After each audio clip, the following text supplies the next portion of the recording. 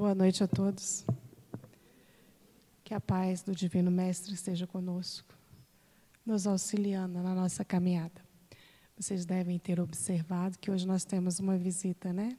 Quando eu cheguei, ela falou assim para mim: ô tia, eu agora ajudo todo dia aqui abrindo o livro. Eu falei: muito bem, sente-se, vamos trabalhar. Futuramente estará aqui no meu lugar fazendo palestras, porque desde cedo está aqui já pronta para trabalhar, né? Muito linda a Pietra. Nós vamos falar na noite de hoje, nós estamos começando o livro Fonte Vida. E nós estamos no capítulo 3. Nós vamos estudar hoje a grande romagem. Pela fé, Abraão, sendo chamado, obedeceu, indo para o lugar onde havia de receber por herança, e saiu sem saber para onde ia. Este trecho está na carta de Paulo aos Hebreus, é o capítulo 11, versículo 8. A palavra romagem, de acordo com o dicionário da língua portuguesa, quer dizer peregrinação, aquele que trilha o seu caminho trabalhando para a construção da sua fé. Então, romagem é peregrinar, aquele que busca, que sai, que foi o que Abraão fez. Ele saiu da onde ele estava, ele morava junto com seus pais, né, o clã, né, naquela época, e ele, atendendo ao chamado de Deus, ele sai, porque Deus promete para ele uma terra santa, onde teria mel e pão em abundância. Então, ele sai com a esposa. E, segundo a Bíblia, ele não era jovem, ele já era um senhor de idade. Então, ele vai sem saber onde era essa terra prometida, que era Canaã, a terra prometida por Deus, que ele receberia de herança. E ele vai e faz todo este percurso. Quem lê a Gênese vai ver ali no começo que Abraão é o primeiro patriarca do judaísmo, e você vai ver toda a saga da vida dele até a chegada dele em Canaã, que é contado a história dele. Então, essa é a romaria até ele chegar com a família dele nas terras prometidas por Deus. E, naquela época, não tinha GPS, não tinha nada. Então, ele foi intuído pelas, a Bíblia diz, conversas que ele tinha com Deus. Mas nós sabemos que ele estava sendo intuído por espíritos que o caminhavam, que o conduziam nessa sua romaria, né? E este homem, que viveu mais ou menos entre o ano 1780 a 2000 antes de Cristo, nesta sua saga, ele mudou a humanidade, porque ele implantou para todo um povo e hoje para toda uma humanidade a ideia de um Deus único. Então, a romaria dele foi algo muito importante para a humanidade, porque até então éramos povos pagãos que acreditávamos em vários deuses, e ele ressurge neste processo, implantando a ideia de um Deus único. E ele vai em obediência às orientações que ele recebia de Deus. Paulo, quando escreve essa carta para os Hebreus, já no finalzinho da vida, já bem próximo de ser sacrificado, estava preso, e ele, muito emocionado e querendo muito colocar muita fé e muito amor ao povo judeu, ele escreve essa carta. E nessa carta ele quer que os novos judeus que estavam migrando do judaísmo e passando para o cristianismo, e que estavam saindo daquela religião cheia de rituais, né, e adentrando para o cristianismo que surgia, com ideias que combatiam as mudanças exteriores, ele diz: olha, assim como Abraão aceitou a sua responsabilidade de fé, pegou a sua família e fez a sua romaria, façam vocês também. Juntem a fé e entre vocês e sigam confiantes no Mestre. Não abandone o cristianismo, não retorne aos antigos costumes. Era isso que Paulo estava dizendo para aqueles irmãos que estavam passando por um processo de perseguição, que todo mundo sabe que foi o início do cristianismo. Então, eram palavras que motivassem a eles a que as mudanças fossem permanentes, que as mudanças fossem para sempre, que eles realmente implantassem e implementassem na sua vida e na comunidade judaica que estava adentrando para o cristianismo, aqueles novos valores, aquela nova base de conhecimentos filosóficos, religiosos e amorosos trazidos pelo Cristo. Sim, mas o que isso tudo tem a ver com a gente nos dias de hoje? Qual é essas relações? Porque o cristianismo já está aí, implantado, né? Depois do Cristo, mais de 2000 anos, nós já tivemos várias pessoas que vieram para fortalecer as ideias do Cristo, né? Então, o que isso quer dizer para nós? Qual é a proposta dessa leitura na noite de hoje? O que tem a ver essa romaria conosco no século 21? Bom, essa romaria quer dizer um chamado para nós. Quando nós vamos assumir a nossa bagagem e tomarmos a estrada para o nosso progresso e crescimento moral. Quando nós vamos fazer a nossa romagem. Quando nós vamos decidir que já é hora da gente caminhar, e caminhar com fé em busca do Cristo, que nos aguarda ao final. Essa é a ideia trazida para os dias de hoje. Para isso, a gente precisa de algumas modificações, a gente precisa entender o que é isso, né? Porque as pessoas falam, né? Mesmo depois de tanto tempo, repetindo sempre as mesmas coisas, mas a gente tem um pouco de dificuldade de compreender essas mudanças que querem que a gente faça, né? Essas transformações, esse convite de retomada, como se a gente tivesse parado de caminhar, como se a gente tivesse parado de trabalhar para o nosso crescimento, né? Então, como se dá isso? Bom, esse é um processo que a doutrina espírita vai chamar de reforma íntima, que é a capacidade que nós temos de nos transformar, de nos modificar. Sabe aquela roupa que não nos serve mais? É isso. Essa roupa não nos serve mais. Nós precisamos de uma roupa nova. Mas essa roupa nova não existe. Nós precisamos construí-la. Então, nós precisamos de uma nova base que nos apoie. Mas essa base não é o cristianismo? Sim, mas ele está fazendo parte da nossa vida? Ou nós estamos nele sem ele estar em nós? Por isso a gente ainda não consegue viver essa tão falada reforma íntima. Porque a gente se coloca numa situação de vivência distante da vivência proposta pelo Cristo. E aí é como se fôssemos duas pessoas, né? Dentro das minhas propostas de mudança, dentro da casa de oração, eu sou um, e fora, eu sou outro. Mas essas duas são uma só, porque são todas o meu eu. Então, é essa descoberta e essa reconstrução que se faz necessário. Por que isso é tão importante?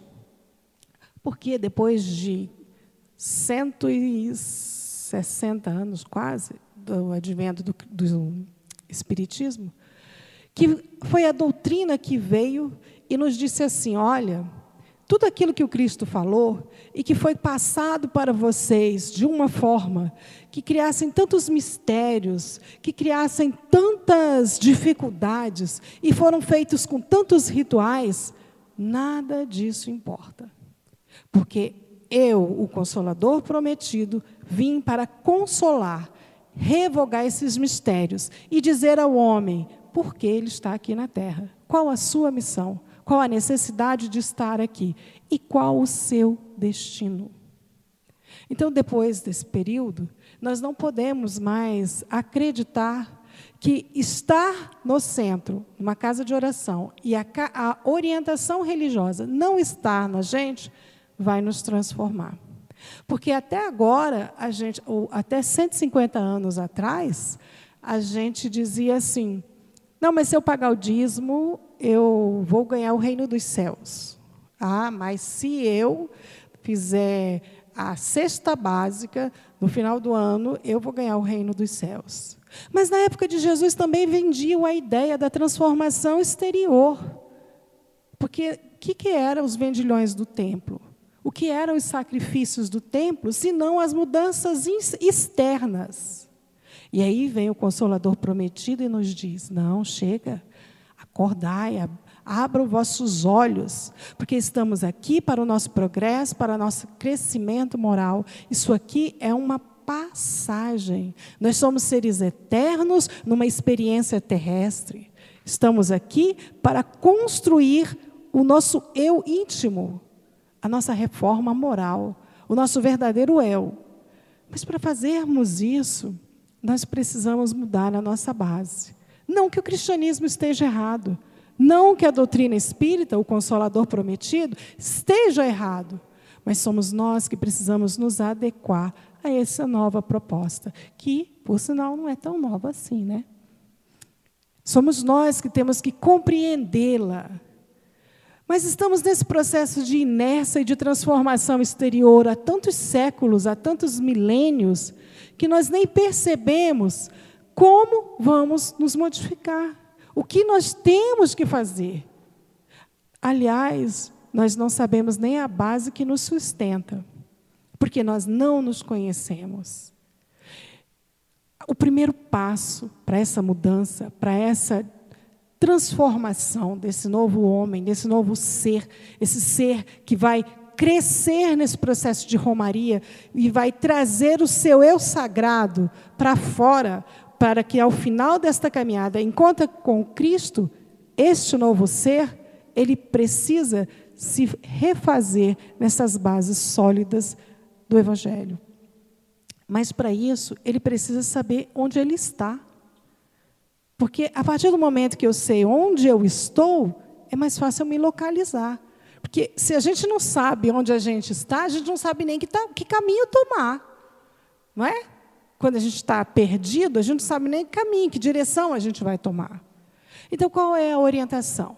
Os Espíritos nos dizem, no Livro dos Espíritos, na questão 919, que o caminho é: conheça-te a ti mesmo.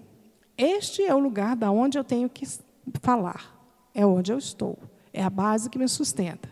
Então, a partir do momento que eu estou nessa base e que eu percebo quem eu sou e que eu assumo a responsabilidade dessa minha transformação, dessa modificação desse homem velho para este novo homem, nesta minha caminhada, eu tenho que analisar e tomar as minhas decisões de acordo com os ensinamentos do Evangelho.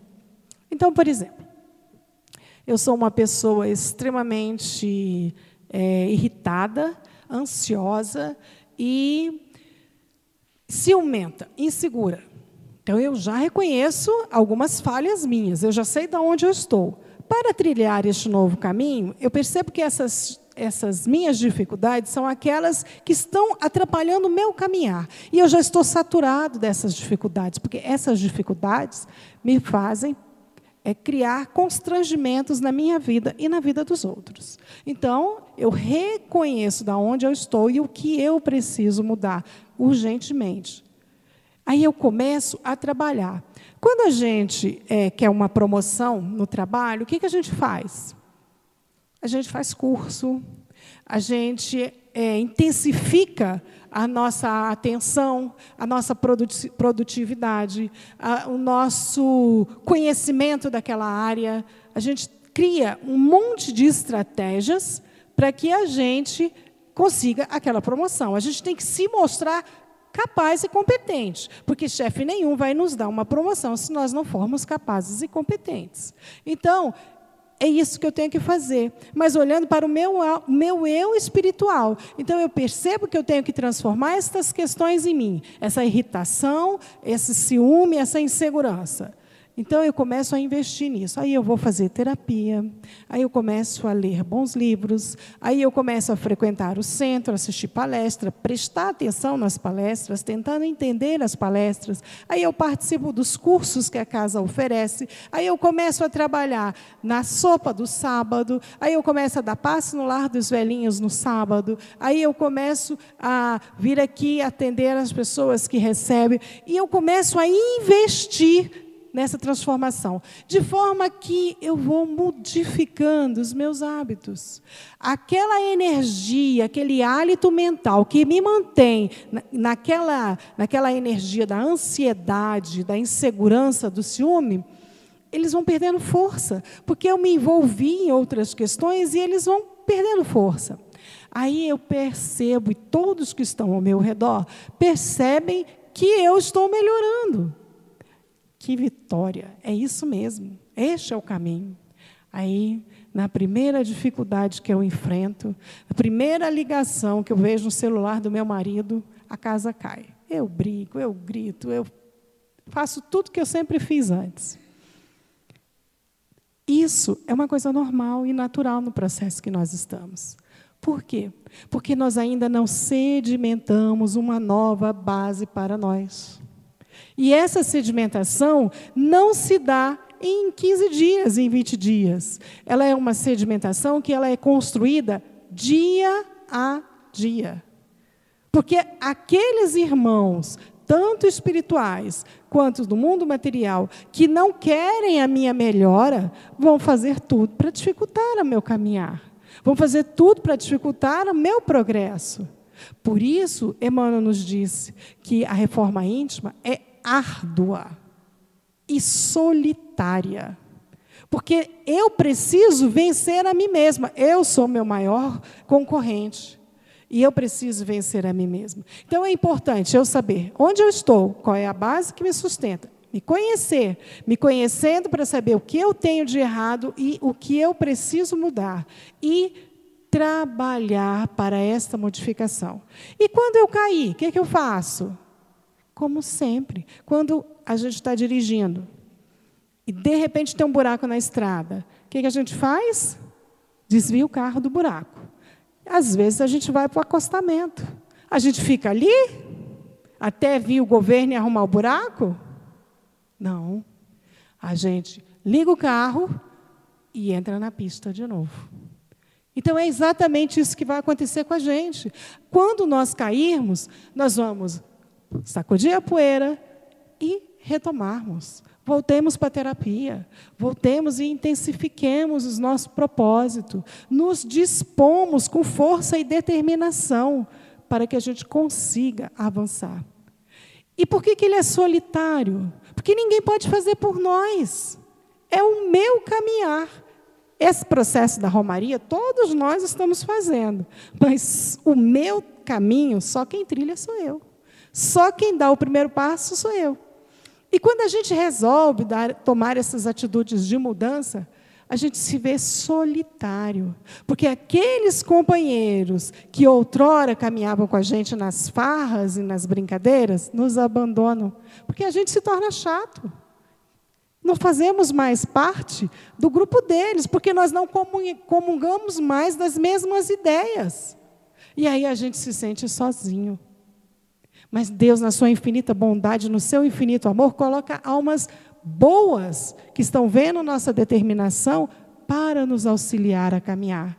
E eles nos dizem, nesses momentos de dificuldade da nossa caminhada, que a gente não pare no choro inútil, mas que a gente continue caminhando. Porque eles estão conosco, almas boas aparecem, na forma de leituras que caem nas suas mãos, na forma de convites para conhecer outros passos religiosos que vão nos transformar, na forma de pessoas que antes não tínhamos afinidade, e agora elas se voltam do nada para a gente e nos convidam para outras atividades. Se antes eu gostava de beber, agora eu já não gosto mais, eles me convidam para vir ao centro, para ir a um hospital, fazer uma visita, mudando o foco. É fácil? de jeito nenhum. Se fosse fácil, a gente não estaria nesse processo, pelo menos há 2000 anos. É muito difícil. E é uma atividade que exige de nós atenção 24 horas por dia. Porque eu tenho que examinar o que eu penso, o que eu falo, o que eu vejo, onde eu ando, o que eu faço. Eu tenho que me cercar em todos os lados dessa vontade de sair deste processo, de caminhar. Eu preciso me cercar. E eu preciso, como eu passei a vida inteira, deixa a vida me levar, a vida levar eu, agora eu tenho que retomar as rédeas da minha vida, eu tenho dificuldade. Eu tenho dificuldade de controlar o que eu penso. Porque eu passei a vida inteira sem controlar os meus pensamentos, e agora é muito fácil eu pensar nos outros, julgando os outros. Mas quando eu começo a despertar para a importância desta minha reforma, dessa minha modificação, e quando eu desejo, do fundo da minha alma, essa transformação, que eu dou o primeiro passo nessa caminhada, além da ajuda desses irmãos que Deus, na sua bondade infinita, nos manda, eu começo a despertar em mim outros prazeres e outras vontades, outros interesses que vão me desviando daquele foco. E eu paro, se a minha mente era uma mente que vivia apontando os defeitos dos outros, ela se volta para mim, para que eu veja os meus defeitos. No primeiro momento, eu vejo com recriminação. Mas logo em seguida, eu começo a olhar para mim mesmo com amor, com aceitação. E eu começo a trabalhar de forma que essas minhas dificuldades, quando eu olho para elas, eu percebo, eu sou assim porque eu construí isso. Mas eu quero construir outra coisa. E aí eu começo esse processo de construção, com essa vigilância e de forma amorosa. Porque aquele homem velho não vai ser jogado fora, ele vai ser transformado. Por isso eu preciso saber de onde eu estou, para transformar aquele homem velho. Eu não posso jogar ele fora. Por isso eu preciso aceitar as minhas dificuldades com essa amorosidade, sem autopiedade. Porque a minha proposta não é ficar chorando porque eu estou assim até hoje, porque tem 2000 anos. Não, a proposta é, estou assim, eu construí isso, mas eu não quero mais ser assim. Do mesmo jeito que eu trabalho para a minha transformação, para a minha promoção no meu trabalho, eu vou trabalhar para meu autocrescimento, para o meu progresso. E vou, nesse processo, construindo uma outra base filosófica e religiosa para me sustentar. De repente, eu levo esse restante da minha encarnação inteira para solidificar essa nova base. Mas o importante é que eu construí essa nova base e que eu estou trabalhando para essa transformação. E que a cada dia eu dou um passo para frente. Em outras épocas, eu ficava parada. Mas agora não, agora eu dou um passo para frente. Mesmo com as dificuldades que eu tenho que enfrentar no dia a dia. Devagar e sempre. Porque a proposta do Mestre é que eu não pare. É que eu caminhe sempre. Porque Ele está lá na frente, me aguardando. E Ele não me abandona. Mesmo que a minha romaria seja feita individual. Mesmo que ela seja um processo doloroso, ela está lá. E o auxílio e o amparo desses irmãos abnegados que já alcançaram esse processo não me faltará. Então, meus irmãos, nessa noite de hoje, neste final de ano que se aproxima, é uma proposta muito eficiente para nos convocar à reflexão, onde a gente analisa o nosso ano, né? E onde a gente começa a estabelecer metas para 2020, que a gente coloque na nossa meta de 2020 o nosso trilhar nessa romaria rumo ao Cristo que nos aguarda, de uma forma diferenciada, com mais consciência de quem nós somos, do que nós queremos e onde nós vamos chegar. Com mais compromisso pessoal e com mais determinação para a nossa caminhada. Mesmo que a gente caia, porque a gente vai cair, mas que a gente tenha força, coragem para continuar a nossa caminhada. Obrigada a todos, que a paz do Divino Mestre esteja conosco.